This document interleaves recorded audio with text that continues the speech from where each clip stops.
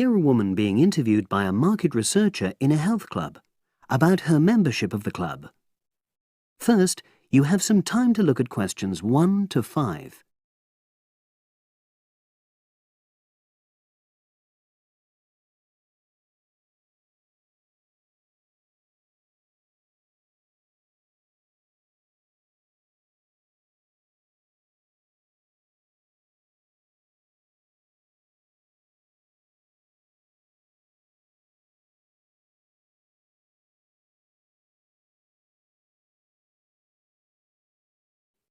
Now we shall begin.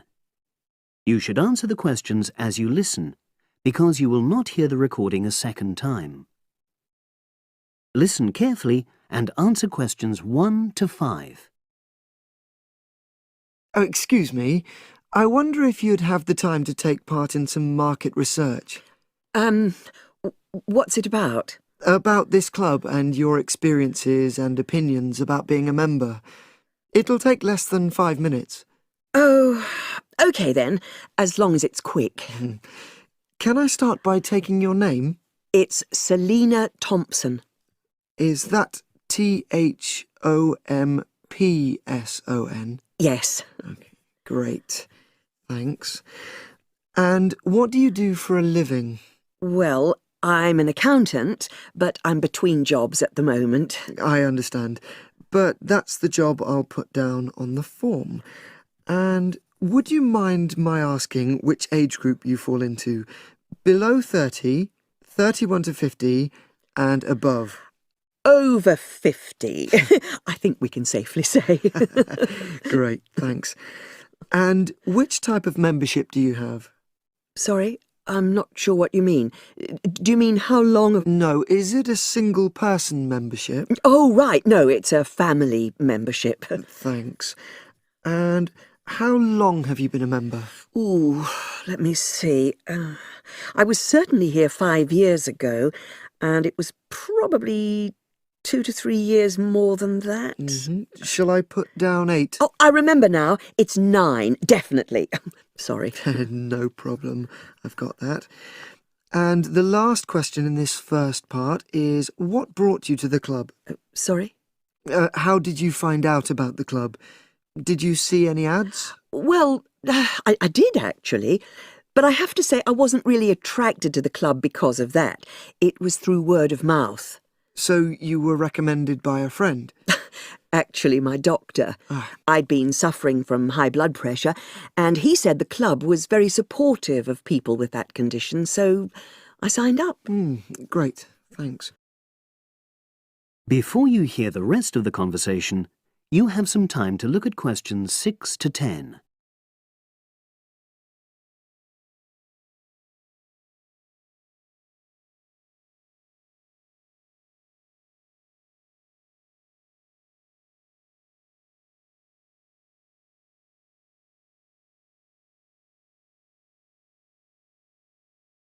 Now listen and answer questions 6 to 10. Now, for the second part of the form, I want to ask a bit more about your experience of the club. Sure. How often would you say you use the club? It varies enormously, depending on how busy I am. Of course. But on average, per month? I'd say it averages out at twice a week. OK, so 8 on average. Yeah, and 4 of those are aqua aerobics classes. That leads me to the next question. Would you say the swimming pool is the facility you make most use of? Fair to say that, yep. Right, thanks. And are there any facilities you don't use? One area I realise I've never used is the tennis courts. And there's one simple reason for that. You don't play tennis? Actually, I'm not bad at it. Oh. It's that I'm not happy having to pay extra for that privilege. Oh, right. I've made a note of that. Thanks. Now, in the last section, are there any suggestions or recommendations you have for improvements to the club? Only about health and fitness? Anything at all? Well, I'd like to see more social events. It isn't just a question of getting together for games or classes, but other things, you know. Yes, sure. And another thing that I was thinking when I had my yoga class in the gym last night, we were all sweltering in the heat, was that I think they should put in, well, you know... Air conditioning. That's exactly what I mean. The rooms are really light and well designed, but they do need proper installations. Sure. Well, I've made a note of that. Good. So, is there anything else you'd like to suggest? About quality of service, for example? Oh, everyone's very nice here.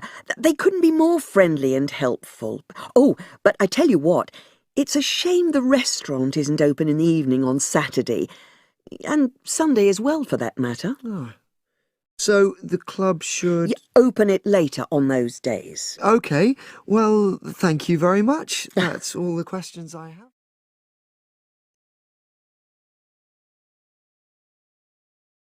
That is the end of part 1.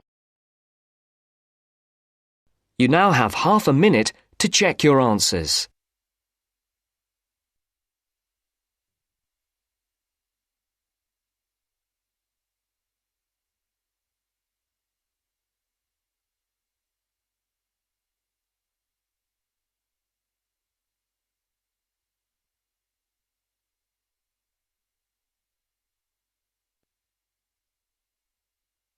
Now turns to part 2. Part 2. You will hear part of a podcast for visitors to the popular holiday region called the Trelaw Valley.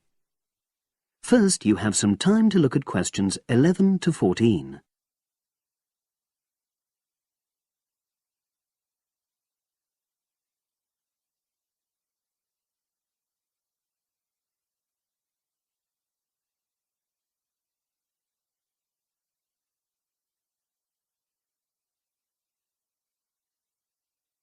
Now listen and answer questions 11 to 14. The valley and estuary of the River Trelaw forms an unspoilt, beautiful landscape, rich in both wildlife and sites of historic interest. There are many ways to explore the area, and public transport links are good. It is possible to leave your car behind and travel by boat, train, or bus, with just short walks in between stops. The Trelaw Valley Passenger Ferry runs between villages along the river estuary and provides a link with a train station at Barry, which is about 10 minutes' walk from the riverside village of Calton. In the past, the river was the main form of transport in the area, and as in the past, today's ferry service operates according to nature.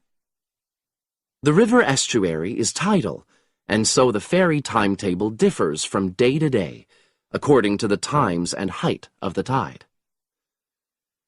The ferry is also seasonal, normally running between April and September, depending on the weather. A timetable for the whole year can be downloaded from the internet by visiting www.trelawferry.co.uk.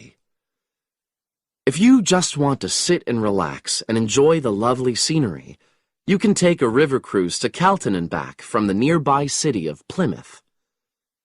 In the past, steamships brought early tourists along the same route. Queen Victoria and her family enjoyed such a trip in 1856. The journey is quicker these days. The round trip takes between 4 and 5 hours, depending on tides and weather. If you prefer, you can travel upriver by boat and return to Plymouth by train. All cruise boats and trains have wheelchair access. For more information and for departure times, ring Plymouth Boat Cruises on 017-528-23104. Trains run several times a day throughout the year between Calton and Plymouth, with various stops in between. They are used by both local commuters and tourists who want to enjoy the beautiful scenery. The highlight of the journey is crossing the river on the stunning viaduct, which was built at the beginning of the 20th century and towers 120 feet over the water. It is unnecessary to book, and tickets can be bought on the train. For information about fares and timetables, contact National Rail Enquiries by phone or online. The bus service in the Trelore Valley now connects all train stations and villages in the area. Especially for holidaymakers, there's a Rover ticket which can be used at weekends and on national holidays and allows unlimited journeys on those days. The Rover ticket provides great value for money and is now even cheaper than it was last year. An adult ticket costs £5.50 a day. Senior citizens can travel for £4.50, and a family ticket for up to 5 people costs just £12. Tickets can be bought on the bus. Now you have some time to look at questions 15 to 20.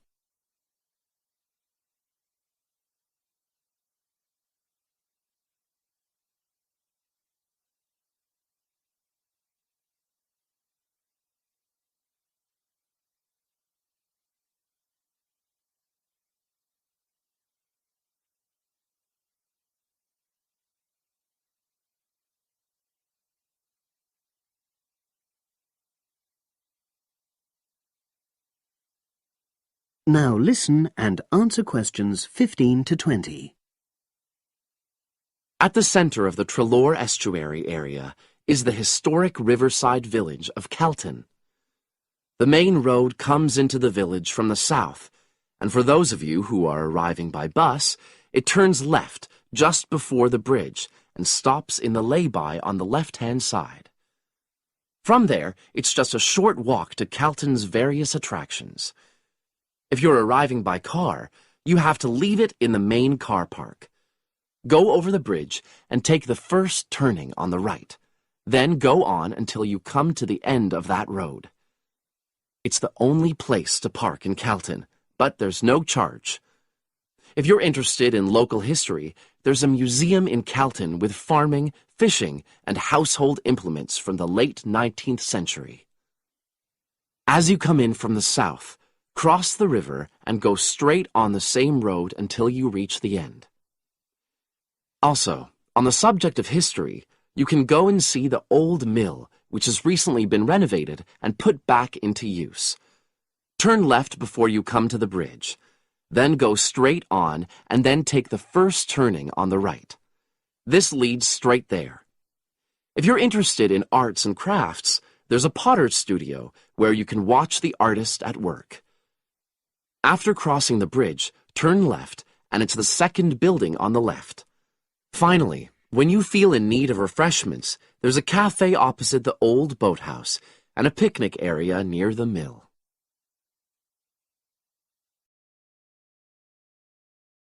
That is the end of part 2.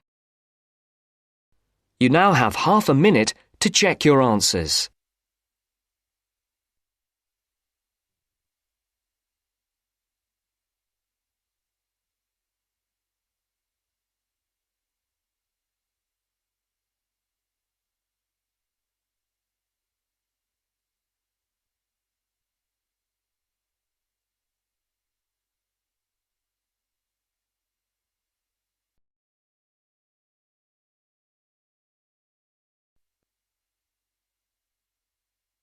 Now turns to part 3.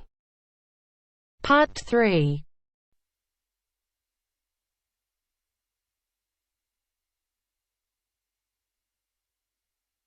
Now turns to part 3. Part 3. You will hear Peter Walsh being interviewed for a job. Listen and choose the correct answer for each question. First, you have some time to look at questions 21 to 25.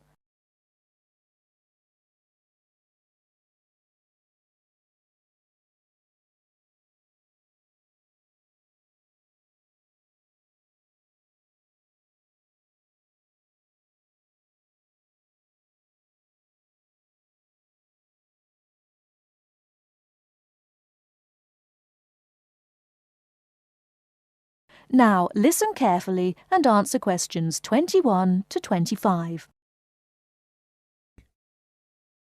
Joanne! Hi, you must be Rob. Nice to meet you. So, I hear you're planning to visit Australia. Yeah, and I really wanted to talk to you because I was thinking of spending some time in Darwin, and my sister told me you're from there. That's right. So, tell me about it. Well, where shall I start? Well, Darwin's in what they call the top end, because it's right up at the northern end of Australia, and it's quite different from the rest of Australia in terms of cultural influences. In fact, it's nearer to Jakarta in Indonesia than it is to Sydney, so you get a very strong Asian influence there. That means we get lots of tourists. People from other parts of Australia are attracted by this sort of international cosmopolitan image. And as well as that, we've got the same laid-back atmosphere you get all over Australia. Probably more so, if anything, because of the climate. But what a lot of the tourists don't realize until they get there is that the city's also got a very young population. The average age is just 29, and this makes the whole place very buzzy. Some people think that there might not be that much going on as far as art, music, dancing, and so on are concerned, because it's so remote. I mean, we don't really get things like theater and opera in the same way as cities down in the south, like Sydney, for example, because of the transport expenses. But in fact, what happens is that we just do it ourselves. Lots of people play music, classical as well as pop, and there are things like artist groups and writers groups and dance classes. Everyone does something. We don't just sit and watch other people. You said it's very international. Yeah, they say there are over 70 different nationalities in Darwin. For instance, there's been a Chinese population there for over 100 years. We've even got a Chinese temple. It was built way back in 1887, but when a very bad storm, a cyclone in fact, hit Darwin in the 1970s, it was almost completely destroyed. The only parts of the temple that survived were part of the altars and the stone lions, but after the storm, they reconstructed it using modern materials. It's still used as a religious center today. But it's open to tourists, too, and it's definitely worth going to see it. Oh, and as far as getting around goes, you'll see the places that advertise bicycles for hire. But I wouldn't recommend it. A lot of the year, it's just so hot and humid.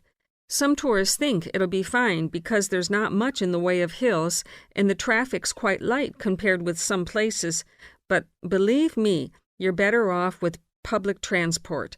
It's fine and not expensive. Or you can hire a car, but it's not really worth it. What's the swimming like? Well, there are some good beaches, but the trouble is that there's this nasty creature called the box jellyfish, and if it stings you, you're in bad trouble. So you have to be very careful most of the year, especially in the winter months. You can wear a lycra suit to cover your arms and legs, but I wouldn't like to risk it even so, personally. And there are the saltwater crocodiles, too. I mean, I don't want to put you off. There are protected swimming areas netted off where you'll be safe from jellyfish and crocs, or there are the public swimming pools. They're fine, of course. Before you hear the rest of the talk, you have some time to look at questions 26 to 30.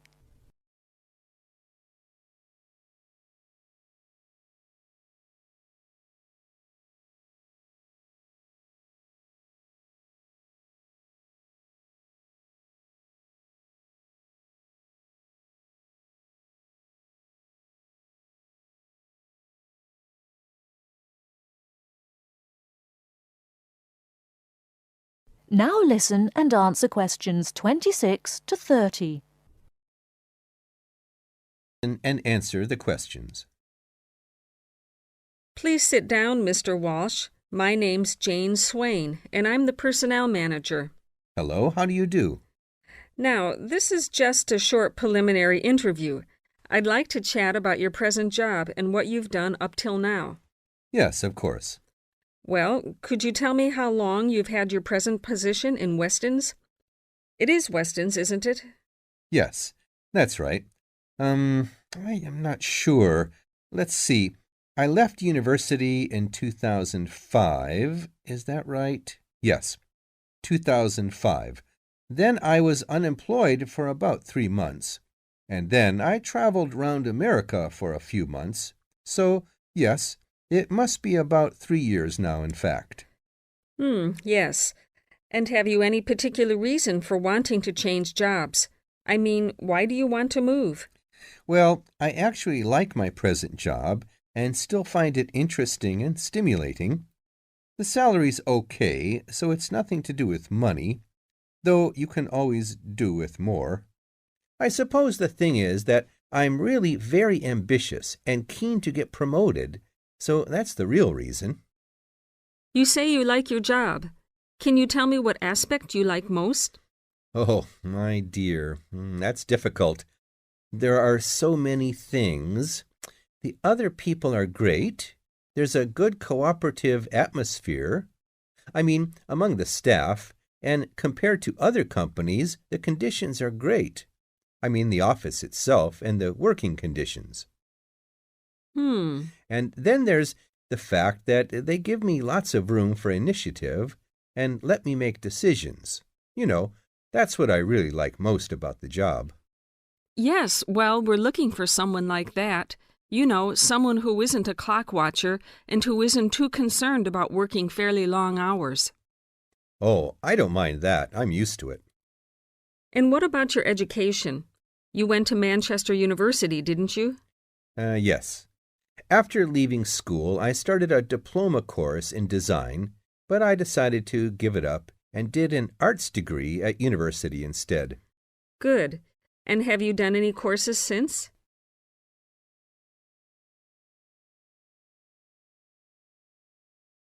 That is the end of part 3. You now have half a minute to check your answers.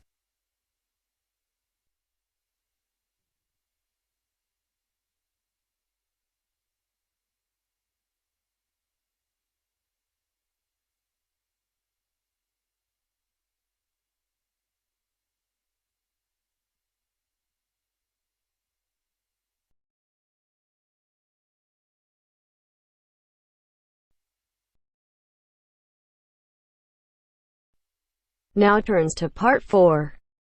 Part 4. You will hear a talk about memory in babies and young children. First, you have some time to look at questions 31 to 40.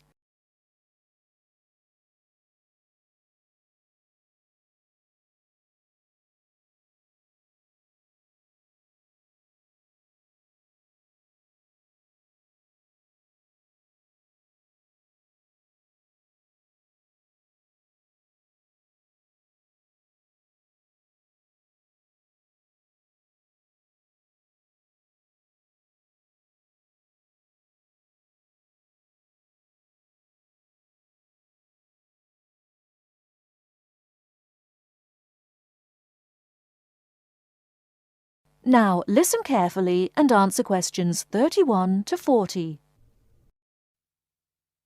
We're going to look today at some experiments that have been done on memory in babies and young children.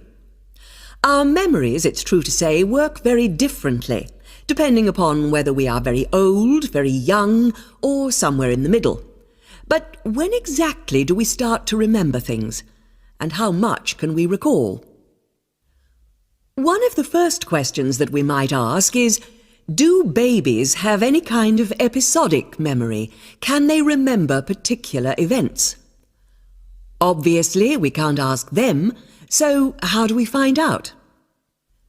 Well, one experiment that's been used has produced some interesting results.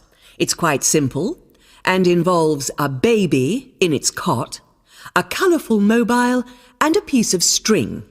It works like this. If you suspend the mobile above the cot and connect the baby's foot to it with the string, the mobile will move every time the baby kicks. Now you can allow time for the baby to learn what happens and enjoy the activity. Then you remove the mobile for a time and reintroduce it sometime from 1 to 14 days later. If you look at this table of results, at the top 2 rows, you can see that what is observed shows that 2-month-old babies can remember the trick for up to 2 days, and 3-month-old babies for up to a fortnight. And although babies trained on one mobile will respond only if you use the familiar mobile, if you train them on a variety of colours and designs, they will happily respond to each one in turn. Now, looking at the 3rd row on the table, you will see that when they learn to speak, babies as young as 21 months demonstrate an ability to remember events which happened several weeks earlier. And by the time they are 2, some children's memories will stretch back over 6 months, though their recall will be random, with little distinction between key events and trivial ones. And very few of these memories, if any, will survive into later life.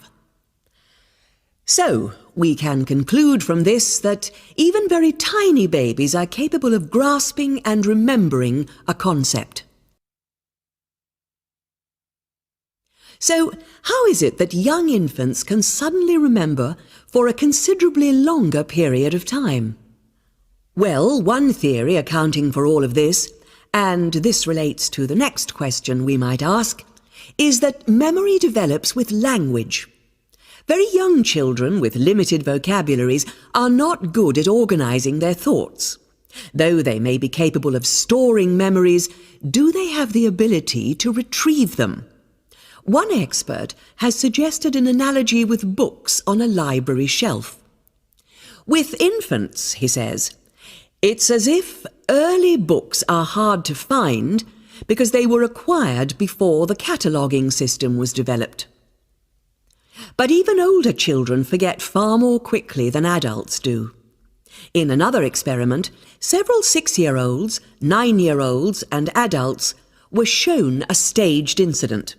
In other words, they all watched what they thought was a natural sequence of events. The incident went like this. A lecture, which they were listening to, was suddenly interrupted by something accidentally overturning. In this case, it was a slide projector. To add a 3rd stage, and make the recall more demanding, this accident was then followed by an argument. In a memory test the following day, the adults and the 9-year-olds scored an average 70%, and the 6-year-olds did only slightly worse. In a retest 5 months later, the pattern was very different. The adults' memory recall hadn't changed, but the 9-year-olds had slipped to less than 60%, and the 6-year-olds could manage little better than 40% recall. In similar experiments with numbers, digit span is shown to vary. That is the end of part 4. You now have half a minute to check your answers.